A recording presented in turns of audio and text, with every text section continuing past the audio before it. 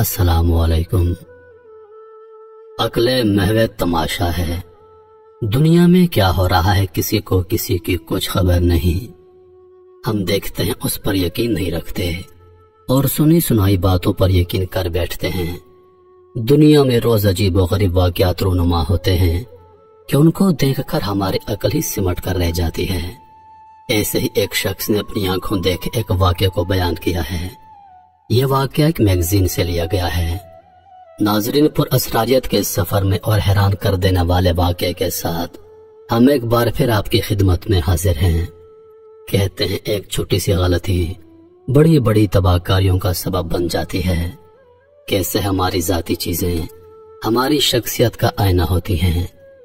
लेकिन आपको ये सुनकर हैरत होगी कि हमारी इस्तेमाल शुदा अशिया का कैसे हमारी शख्सियत के साथ साथ हमारी किस्मत पर भी गहरा असर होता है।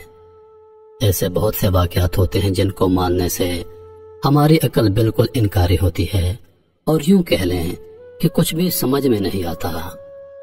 एक शख्स कहता है कि मेरे साथ भी कुछ ऐसा मामला हुआ था। एक छोटी सी गलती ने मेरी तकदीर बदल दी। मेरे साथ भी कुछ ऐसा ही मामला हुआ था। मैं अपने दोस्त की बहन की शादी में शिरकत के लिए उसके गांव गया था। यह एक पुरसुकून जगह थी। उस गांव में मेरी हैरत का मरकज यहाँ का एक आम सा मोची था। लेकिन आपको सुनकर हैरत होगी कि उसकी शोहरत की वजह उस मोती के हाथ का हुनर नहीं था बल्कि कुछ और ही था। और उसकी उस पुरअसरार आदत की वजह से लोग उस मोची से अपने जूते मरम्मत करवाने आते थे। मुझे उससे मिलने का बेहद शौक हो गया और मैं अपने दोस्त से इसरार करने लगा कि मुझे भी उस मोची से मिलना है। आखिर कौन सा ऐसा इल्म है उसके हाथ में जो सब उसके ना सिर्फ दीवाने हैं बल्कि उसकी बेहद कदर करते हैं। हम दोनों उस मोची की दुकान की जानब चल दिए, लेकिन मैं तो हैरान रह गया कि उस मोची की ना तो कोई दुकान थी ना कोई कारखाना। महज एक दरख्त के नीचे उसने अपना अड्डा जमा रखा था। मुख्तसर से औजारों पर मबनी एक छोटा सा संदूक, उसके खुद के बैठने के लिए एक छोटा सा खस्ता हाल कुशन और पैरों में नहायत बेसुदा जूतों की जोड़ी उसकी मलकियत थे। दरख्त की जड़ के गिर्द बने सीमेंट के पक्के थड़े पर उसकी छोटी सी दुकान कायम थी। शहजाद ने मुझे बताया कि इस दरख्त की जड़ को इस मोची की मलकियत समझो। गांव वालों ने लाख कोशिश की, लेकिन इस मोची ने इस जगह को किसी कीमत पर न छोड़ा। अब सब के सब थक हार कर बाज आ गए। ये मोची पिछले 32 साल से यहीं पर अपना अड्डा जमाए हुए है। जब शहजाद ये सब बता रहा था उस वक्त हम यहाँ से गुजर रहे थे, लेकिन उस वक्त असलम मोची अपनी बराए नाम उस दुकान में मौजूद नहीं था। मुझे शहजाद ने मजीद बताया कि इस मोची की शोहरत की एक और बड़ी वजह है, और वो ये कि असलम मोची किसी का जूता अपने हाथ में लेकर उसके आने वाले कल का हाल बता सकता है और उसे आने वाली किसी बड़ी मुसीबत से आगाह कर देता है ताकि वो उस मुसीबत से कुछ हद तक बच सके। अब मेरा तो जोश और बढ़ रहा था और मेरा दिल चाह रहा था कि किसी भी तरह उस मोची से बातचीत करूं, लेकिन वो उस वक्त वहां मौजूद न था। हम यहाँ शहजाद की वालदा के जूते मरम्मत करवाने आए थे। हम उसी दरख्त के थड़े पर इंतजार करने के लिए बैठ गए। इस दौरान मैंने शहजाद से पूछा कि ये कैसा इल्म है उसके पास, और अगर वो मोची है तो वो इस कदर गहरे इल्म का मालिक कैसे बना। मुझे बताया गया कि आज से तकरीबन 35 साल पहले इस मोची ने यहाँ दरख्त की जड़ के करीब दरख्त की छांव से फायदा उठाने के लिए यहाँ पर बैठना शुरू कर दिया। वो यहाँ बैठकर लोगों के जूते मरम्मत करता था, लेकिन गांव में और भी मोची थे, इसलिए उसके पास काम बहुत कम आता। कभी कभी तो सारा दिन खाली गुजर जाता। एक दिन शाम होने को आ गई थी, लेकिन उसके पास सारे दिन में एक भी जूता मरम्मत को नहीं आया। करीब ही था कि वो अपने घर खाली हाथ लौट जाता। उसी उसना में उसके पास एक नहायत बूढ़ी औरत अपना जूता मरम्मत करवाने के लिए आई। वो बहुत गरीब थी। कपड़ों पर जगह जगह पेबंद लगे थे, नंगे पांव खड़ी थी और अपने जूते हाथ में थाम रखे थे। असलम के करीब आकर कहने लगी, बेटा क्या तुम मेरा जूता सिलाई कर दोगे? असलम ने निहायत एहतराम के साथ कहा, क्यों नहीं माँ जी। लेकिन वो बुढ़िया एकदम बोली, मगर मेरे पास तुमको देने के लिए पैसे नहीं। गांव के सभी मोचियों ने मुफ्त में मेरे जूते मरम्मत करने से इनकार कर दिया है। असलम ने अपना सामान जमीन पर बिछाते हुए उस बूढ़ी को एहतराम से वहां बैठाया और कहा, माँ जी, बेटे कभी अपनी माँ से पैसे लेते हैं क्या? लाओ मैं तुम्हारे जूते मरम्मत कर दूं। ये कहकर असलम ने जूते, जो कि बेहद कीचड़ज़दा थे, अपने हाथ में ले लिए।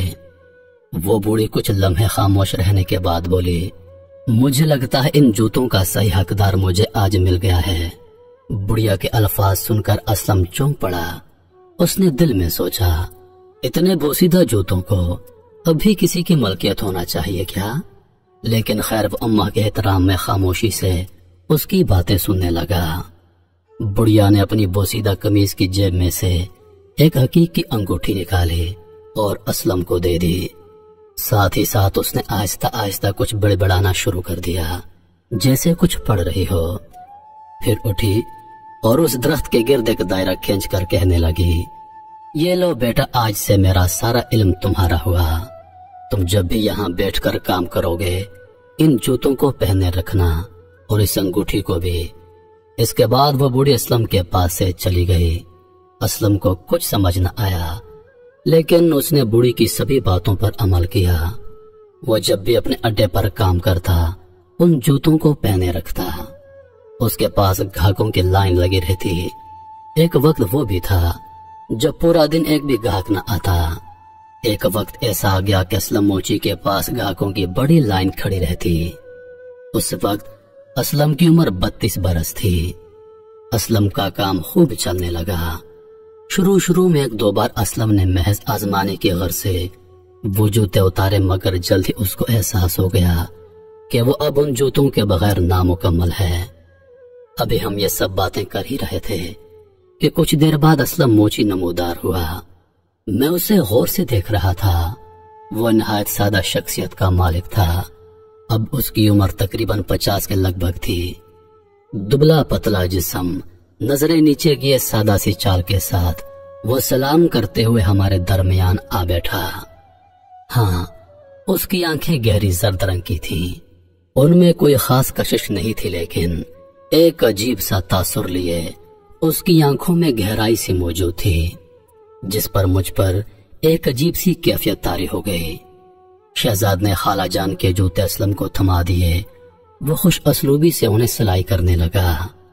अपने काम में मगन अचानक रुक गया और कहने लगा, शहजाद बेटा, अगर तुम्हारी वालदा को कोई बहुत जरूरी काम दरपेश ना हो तो उन्हें किसी तवील सफर पर जाने मत देना।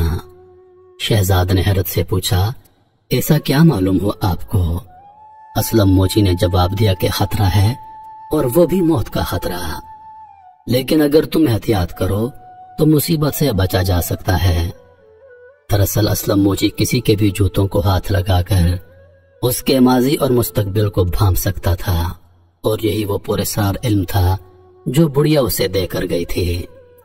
हम जूते लेकर घर वापस लौटे तो पता चला कि कुछ दूर के रिश्तेदारों ने एतराज किया है कि अगर शहजाद की वालदा शादी का दावतनामा खुद लेकर नहीं आएंगी तो हम शादी में शिरकत नहीं करेंगे। लेकिन होने को कौन टाल सकता है। लाख कोशिशों के बावजूद भी खाला जान को दूसरे शहर जाना पड़ गया, और रास्ते में बस को एक हादसा पेश आ गया और बस एक खाई में जाकर गिर गई और खाला जान का इंतकाल हो गया। उनका हंसता बसता घर मौत के मातम में तब्दील हो गया। मेरी तो अकल माकूफ होकर रह गई थी कि कैसे एक शख्स महज जूतों को हाथ लगाकर यह बता सकता है कि इन जूतों को पहनने वाले के साथ क्या मामला दरपेश होगा। कुछ दिनों के बाद सादगी से शादी हो गई। अब मैंने वापस अपने घर जाने का इरादा किया। शहजाद मुझे गांव की सैर करवा रहा था। अचानक मेरा जूता टूट गया और हम उसे सिलाई करवाने के लिए असलम मोची के पास ले गए। असलम भाई ने मेरे जूते सिलाई करते करते मुस्कुराना शुरू कर दिया और कहने लगा, मुझे कुछ वक्त लगेगा, चाहो तो कुछ देर बाद ले लेना। फिर कुछ देर रुक कर मुझे मुखातब करके बोला, वाह भाई, तुम किस्मत के तो बड़े धनी हो। आने वाले चंद सालों में ही तुम बुलंदियों को छूओगे। मैं हैरान था, हालांकि मैं उसकी पेशन गोई का सबूत अपनी आंखों से देख चुका था। پھر بھی میرے یقین میں کچھ کمی سی تھی۔ خیر ہم سامان سمیٹے اور واپسی کی تیاری کرنے کو واپس چلے گئے۔ شام کو میری واپسی کی ٹرین تھی۔ ہم جوتا لینے برگد کی دکان پر پہنچے، لیکن اسلم موچی وہاں نہ تھا۔ اس کے شاگرد نے مجھے جوتے دینے سے منع کر دیا کہ وہ خود آ کر دیں گے، لیکن ٹرین کا وقت نکلا جا رہا تھا۔ میں اسے زور دینے لگا تو شاگرد نے 3 جوڑے میرے سامنے رکھ دیے اور کہنے لگا، یہ لیجئے، جو آپ کا ہے وہ لے لیں۔ میں نے اپنے جوتے کی پہچان کی اور گھر لے آیا۔ گھر واپس پہنچا ہی تھا کہ میرا جرمنی جانے کا انتظام ہو گیا۔ اسلم کے کہے الفاظوں کو زنا بنائے میں بلندیوں کے خواب دیکھتا ہوا جرمنی پہنچ گیا، لیکن میری قسمت نے اپنا پاسا پلٹ لیا۔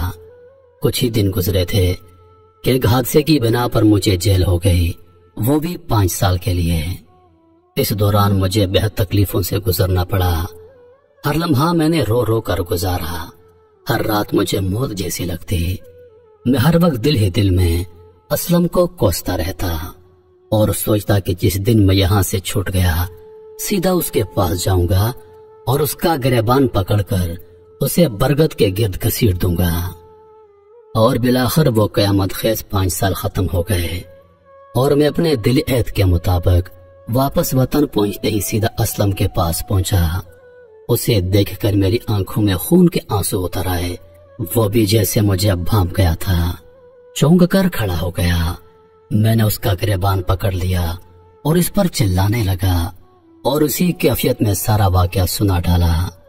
اسلم نے مجھے نہایت افسوس سے دیکھا اور کہنے لگا، دیکھو، جب تمہیں میرے شاگرد نے کہا تھا کہ میں خود آ کر تمہارے جوتے دوں گا، تب تم نے کیوں زبردستی کی؟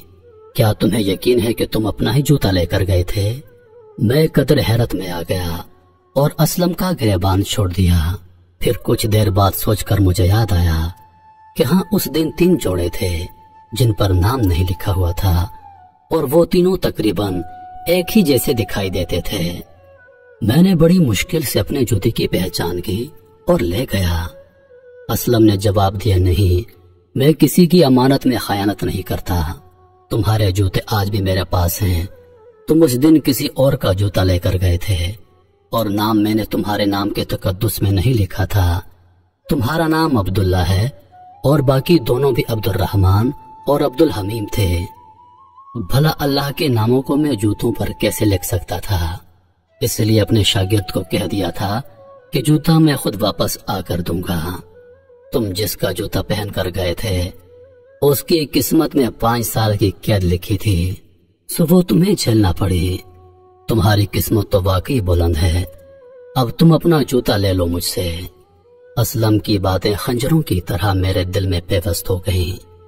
مارے دکھ کر میرا دل پھٹا جا رہا تھا، لیکن میں کیا کر سکتا تھا؟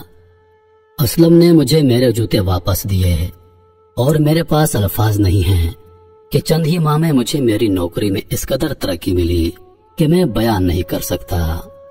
لیکن میری عقل آج تک اسلم کی پراسرار شخصیت کو سمجھنے سے قاصر ہے۔ لیکن ایک بات جو سمجھ میں آئی وہ یہ ضرور ہے کہ اپنی چیزوں کا بھرپور انداز میں خیال رکھنا کتنا اہم ہوتا ہے۔ محترم ناظرین، امید کرتا ہوں کہ آج کی کہانی آپ دوستوں کو پسند آئی ہوگی۔ اگر ہماری ویڈیوز آپ کے ذوق کی ترجمانی کرتی ہیں تو ہماری ویڈیوز کو اپنے دوستوں کے ساتھ ضرور شیئر کریں اور مزید ویڈیوز کے لیے ہمارے چینل کو سبسکرائب کر دیں۔